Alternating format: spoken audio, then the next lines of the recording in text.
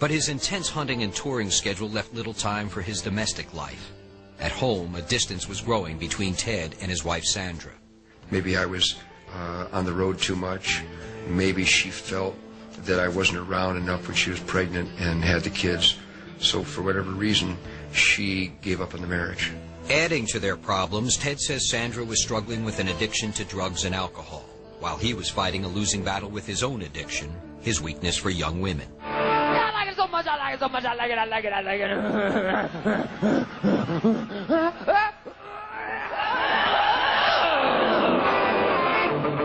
I was monogamous around the clock. Kind of.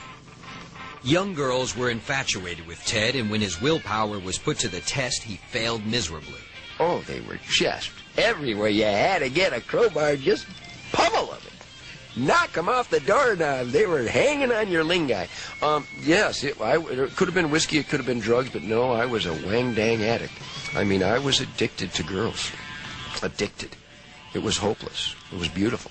The day after California Jam, Derek quit, and the bass player, Rob Grange, followed close behind. The group that had helped make Ted Nugent a star was gone. People wonder why it went away in '79. It's because we weren't there. And without the same four cards, you don't have the same hand anymore, and you can't play the game the same. The bottom line was that Nugent's biggest selling records, I think, were with Derek in his whole career. But in true Nugent fashion, Ted forged ahead. Within a month, he'd hired singer Charlie Hune to replace Derek and went right back on the road.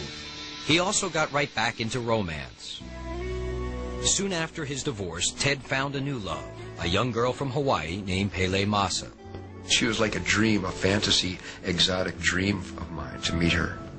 Ted was 30 years old, Pele just 17. I was underage, and even back in the wild 70s, it just really wasn't a terribly appropriate situation in most people's eyes. And now it would be criminal. Ted admits to a number of liaisons with underage girls, and while it may have raised eyebrows, it never raised the interest of local authorities. Ted charmed the girls' parents right along with his teenage lovers.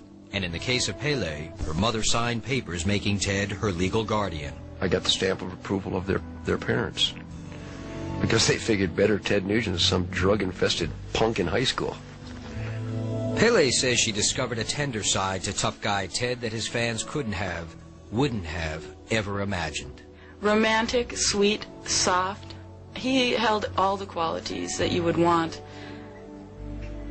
in your man when you think of romance. He wrote the kind of love songs for her only Ted Nugent could invent, with titles like Wango Tango and Little Miss Danger.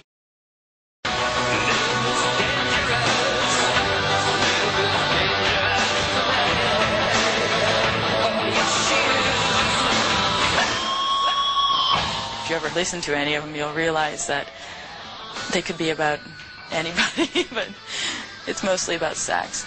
For many, songs about sex, women, and more sex were beginning to wear thin.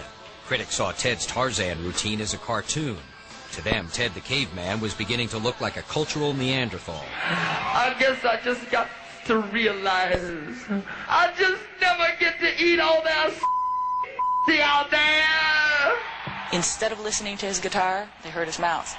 And they didn't like a lot of the times his kind of arrogant macho attitudes. If he's talking so loud about all this stuff, how could they hear his guitar? How could they hear his music? I'm a mouth. No, I just say what comes spewing forth. If you don't have a sense of humor, you'll hurt yourself getting angry at me.